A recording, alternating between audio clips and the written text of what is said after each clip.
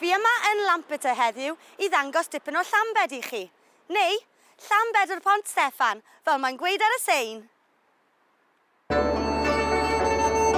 Esyllt Ethni Jones yn cyflwyno Colon Cymru.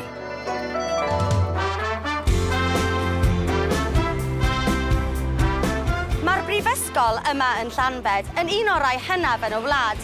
Wedi adeiladu yn 1822 gan Dewin Merlin I hyfforddi derwyddon yn y frwydr yn erbyn Chafs. Wrth gwrs, nath y ddyrwyddon ennill y frwydr yna, ond mae yna siawns eif y Chafs dod nôl yn ei comeback. Dyna pam maen nhw'n gofyn a oes heddwch ym mhob steddfod, jyst I checio.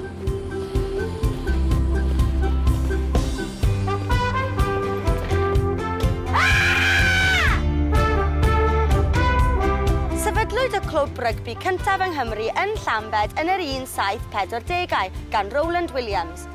I'r gêm ddechrau fel gêm ddiniwed o bêl rwyd rhwng grŵp o blant ysgol Feithrin, daeth Rowland a'i gang a chicio'r bêl a dechrau taflu'r plant ar y llawr gan gweiddi mas sgôr newydd ar hap. Doedd dim tîm rygbi undeb arall yng Nghymru tan 1934, felly doedd ddim lot o gemau ar gael.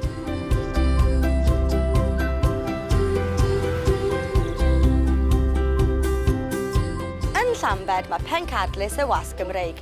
Dyma gartref y cylchgrawn wythnosol poblogaidd Golwg, sydd yn mynd ers 2009. Erbyn hyn, mae'r cylchgrawn yn llwyddo I gael nifer y typos lawr I 2,000 yr wythnos a dim ond 25 enw yn anghywir. Bod y cylchgrawn ei hun yn joc, maen nhw dal yn siarjio punoedd yr wythnos I chi cael copi personol eich hun. Wedi gweud hynny, mae pawb sy'n tanysgrifio yn cael erthygl amdanynt a llun ar y clawr o leia unwaith.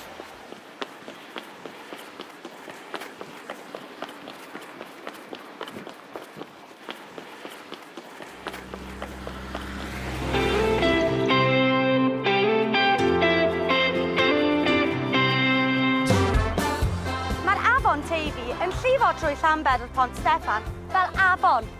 Sbiwch! Bont! Ai hwnnw Pont Steffan fel yr enw? Wel, yn anffodus fi ddim yn gwybod. Mae yna lot o bobl diddorol yn byw yn Llambed, fel y person yma. Helo. Helo. Pwy yw ti? Care. Be ti'n neud? Neu cyfweliad? Sut fysa ti'n disgrifio person ystrydebol o Llambed? Llawn hwyl a sbri. Wyt ti fel la? Odw. Gefendig tene? Fylla. Sut fysa ti'n disgrifio nightlife yma? Dechrau yn beint Tra bo hon yn siarad am nightlife Llambed, fi'n mynd I ceriad off. Bach o karaoke, wedyn fylla lawr i'r clwb rygbi. Felly, dyna chi, Llambed o'r Pont Steffan. Siwt ydi bod ydi? Os ych chi erioed wedi bod I Llambed, gadewch I ni wybod yn y sylwadau isod. Fi'n mynd I hoelio cynningen fyw at goeden.